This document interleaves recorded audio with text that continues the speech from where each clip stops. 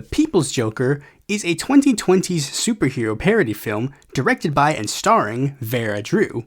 Why am I a little vague about the film's release date? Well, that has to do with the controversy surrounding the film's release. You see, a day before the film was to be screened at the Toronto International Film Festival, an angry letter from a media conglomerate was sent to Vera Drew, pressuring her not to screen the film. Now, she did let it screen at that film festival, but soon pulled it from circulation to settle any rights issues that it had. Now, Warner Brothers, this media conglomerate clearly did not want people to see this movie, but this stunt simply made a ton of people want to see this movie. What did this mysterious media conglomerate not want us to see? Not helped by the fact that around the same time, there was another female-led Batman film that was banned from circulation by a certain media conglomerate, despite the fact that it was fully produced and ready to be released because of whatever BS reason. Which made people 10 times more mad, because not only did this mysterious media conglomerate get to tell you which of their films you're not allowed to see, but also get to tell you you can't watch these films that they have no involvement with. Which is made even more strange considering Vera Drew made the claim that this film 100% falls under fair use, even changing the film from its initial idea of being a simple re-edit of the 2019 film Joker into something that was for the most part completely original. But eventually it seems like the situation got sorted out because after 2 years, the film would finally be officially released. Now let's see if this media conglomerate had anything to worry about with this film. Spoilers ahead, if you haven't seen this movie, I highly recommend it. The film is essentially an original coming-of-age autobiographical memoir-style story about a trans woman, played by Vera, with a DC Comics paint job, starting off in Smallville, where they are inspired by an SNL parody called UBC to pursue comedy. After they begin to question their gender identity, they are taken to Arkham Asylum and prescribed Smilex, a drug that forces them to put on a smile whenever they feel anything they're not supposed to. After growing up, they move to Gotham to pursue a career in comedy. However, the comedy scene is very strict due to the authoritarian rule of Batman and Lorne Michaels, so they team up with a person named Oswald Cobblepot, played by Nathan Faustine, and decide to start an anti-comedy club. While there, Vera meets a comedian named Jason Todd, stage name Mr. J, played by Kane Disler, and they become infatuated immediately. They begin dating, and then Mr. J helps make Vera realize their trans identity, even recreating the famous Acme chemical scene to allow them to become a new persona, Joker the Harlequin. However, after nearly being beaten by Batman, Mr. J opens up about their past with him. You see, they used to be known as Carrie Kelly, Batman's adopted child turned sidekick, who was then groomed by Batman after they started transitioning. But after opening up, Mr. J starts becoming emotionally abusive towards Joker, even getting to a confrontation where they use Joker's dead name, which up to this point had been censored in the film. But now coming out of Mr. J, the name is very loud and clear. Eventually, to combat the authoritarian regime, the Anti-Comedy Club hacks into networks and issues a challenge: let me host UBC instead of Batman, to which Lorne Michaels accepts, even bringing the UCB's greatest comedian, Ra's al Ghul, played by David Lee Part, to coach her. However, Joker learns that her appearance on the show is very much not what they had in mind, because they're basically forcing her to come off not as trans. But Ra's tells her the story of something called The People's Joker, a comedian that will make real comedy legal again, and that this People's Joker wouldn't follow the rules of comedy as they exist now.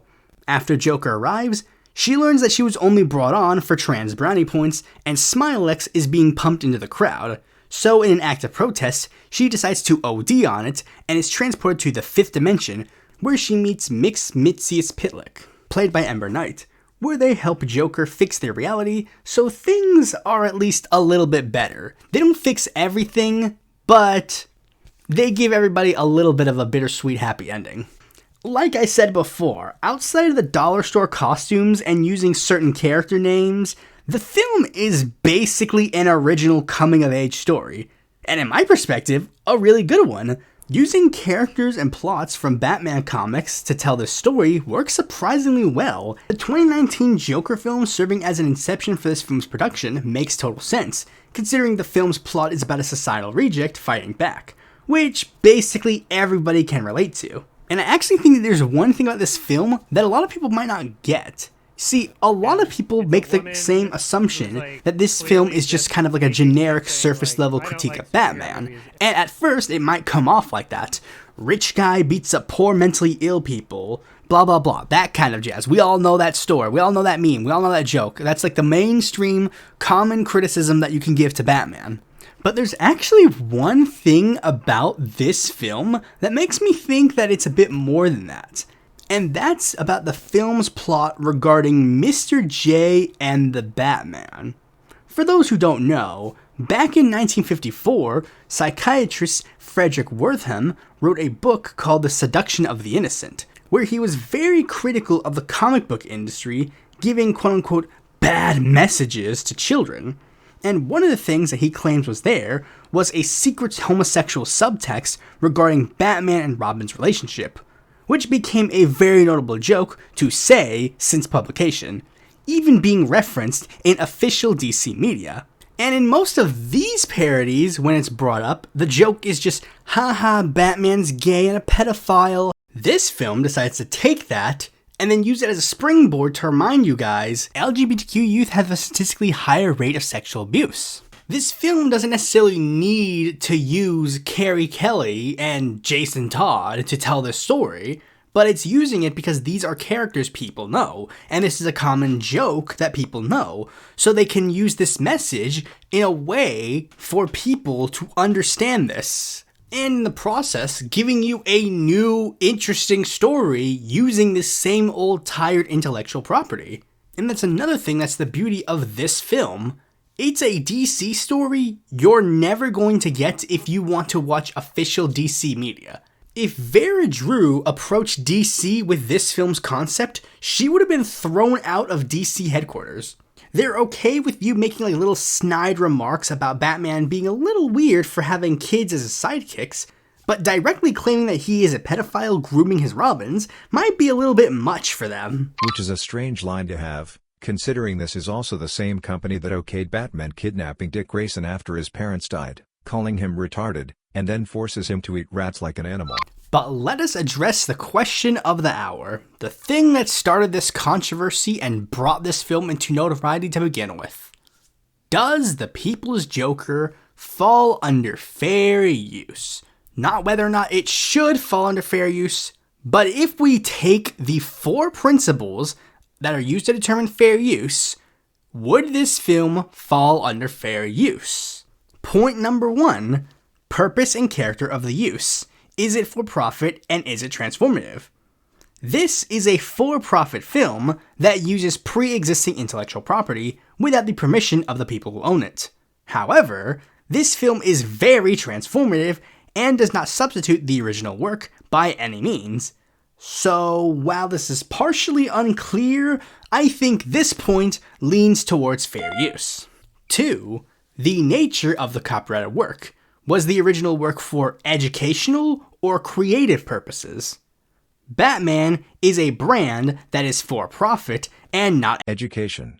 As such, using their IP for a for-profit endeavor is not fair use. The amount and substantiability of the portion used. This one's a little bit nuanced because technically, basically no footage from an existing Batman IP is used in the film. I think I saw like a brief flash from one of the made-for-DVD Batman movies, but that could have just been me filling in the blanks. But for the entirety of the film, they use the characters of Batman, Jason Todd, Carrie Kelly, Penguin, Riddler, Mixius Pitlick, Hugo Strange, Killer Croc, Poison Ivy, Catwoman, and of course, the Joker, even using a parody of Jared Leto's Joker as one of the main characters. And since these characters are in and of themselves intellectual property, I'd say this is unclear, but leans towards not fair use. And lastly, the effect of the potential market for or value of the work. This will not hurt DC's bottom line at all. Despite what DC might claim, most of the critiques and jokes in this film were made long before this film was even released, and if Vera was allowed to release the film earlier like she wanted, it would not have even been competing against another DC production. So I'd say this one is clear fair use. So literally, it's half and half and can be either or. Some of you might argue that I'm being a little too harsh and might be rushing towards the comment section to try and defend Vera, probably saying something along the lines of, it's a parody, so of course it's fair use. And if you do try to make that claim, you know nothing about intellectual property law, because parodies do not automatically fall under fair use. Notice how some parodies have to completely change everything about the characters before they're able to put that out? It's because parodies are not universally protected under fair use. Many parodies have lost copyright infringement lawsuits, and depending on if the parody is going to be for profit or not, they need to be extra careful not to step over the line. I'd argue my analysis of whether or not this film is fair use is more fair than anything DC or Warner Brothers would ever say. It uses our characters and literally directly uses costumes that we made of those characters. Our characters are for profit, not made for educational purposes. You can't use them. You use them for the entire running time, and you could affect our market value because of how the way you portray our characters. Boom, boom, boom. That's 4 out of 4. Lawyer up, bitch. And that's because under the current copyright system, it's not based on what my vibes are or what Vera's vibes are. It's based on what the media conglomerate and/or the lawyer who is there says, which is why this mysterious media conglomerate was able to pressure Vera to pull the film from circulation before they even saw it to determine whether or not the film was copyright infringement. They just claimed it was and moved forward. This is not me disparaging this film or anything.